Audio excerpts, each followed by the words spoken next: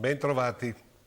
In questa Repubblica delle banane il crimine paga, ma il criminale deve essere d'alto bordo, deve appartenere alla casta padrona. Mentre il povero Cristo che ruba in un supermercato per fame, la legge è severissima, come pure è molto severa con il ragazzo che viene beccato con qualche gramma di marijuana da fumare assieme agli amici.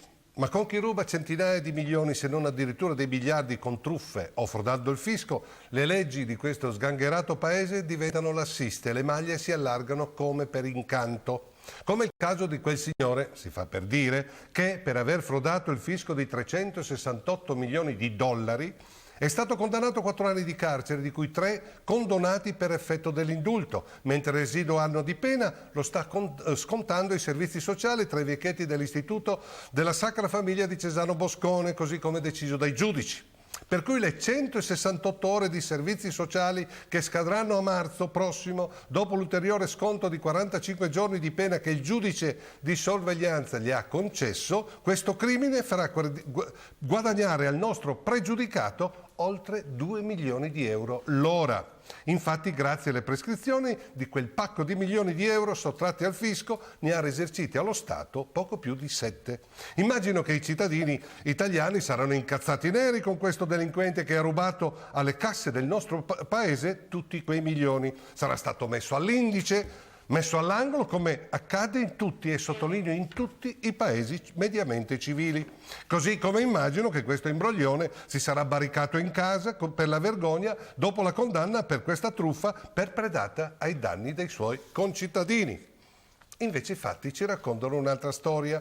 Questo pregiudicato, che di nome fa, lo avrete già capito ovviamente, Berlusconi, grazie ad una classe politica che ha messo sotto i tacchi l'etica pubblica, è stato promosso padre della patria. Infatti, assieme allo spregiudicato Renzi, il Caimano sta cambiando profondamente la Costituzione italiana, nel mentre è un galeotto. Addirittura il Caimano e Renzi hanno fatto un patto segreto chiamato del Nazareno, che in un paese civile sarebbe inconcepibile. In uno Stato democratico gli accordi politici si devono fare alla luce del sole, anche per evitare contraddizioni imbarazzanti. Ad esempio, dopo l'elezione del nuovo Presidente della Repubblica, il factotum di Berlusconi, Verdini, presente quando venne stipulato il patto del Nazareno, ha dichiarato con disappunto: l'elezione del Presidente era nel patto, mentre il sottosegretario Del Rio ha ribattuto: il patto non contemplava l'elezione del Presidente. È evidente che uno dei due sta mentendo, per cui, per rispetto di noi cittadini, questo famigerato accordo deve essere reso pubblico.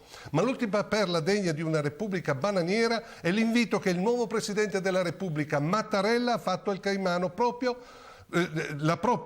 ha fatto il Caimano per la propria cerimonia di investitura, dicendosi pure felice di poterlo incontrare personalmente. Un Presidente della Repubblica che vuole incontrare al Quirinale un detenuto condannato definitivamente per frode fiscale, uno dei reati più gravi per un uomo pubblico, lo trovo francamente imbarazzante. Anche perché il Caimano, imputato in altri processi come quello che si sta tenendo a Bari per corruzione di testimoni, è quello di Napoli, in cui è accusato di aver acquistato a suon di milioni non un giocatore per il Milan, ma il senatore De Gregorio per far cadere il governo Prodi.